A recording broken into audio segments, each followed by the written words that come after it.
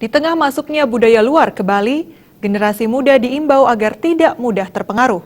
Generasi muda juga diharapkan saling menguatkan diri dalam melestarikan budaya lokal Bali. Tokoh masyarakat Bagus Santowibowo menyatakan generasi muda mulai kehilangan kepekaannya dalam melestarikan budaya Bali saat ini.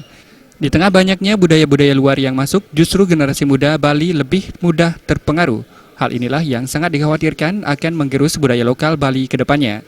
Dalam hal ini, generasi muda seharusnya saling menguatkan untuk bersama-sama menjaga dan melestarikan budaya Bali itu sendiri.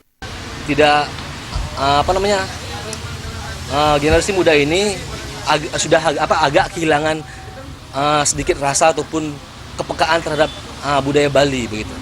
Kalau kita melihat bagaimana budaya Bali ini sekarang ataupun berafiliasi ataupun mulai mendekatkan diri sama budaya asing ataupun modernisasi ini, kita melihat bagaimana generasi muda ini secara pribadi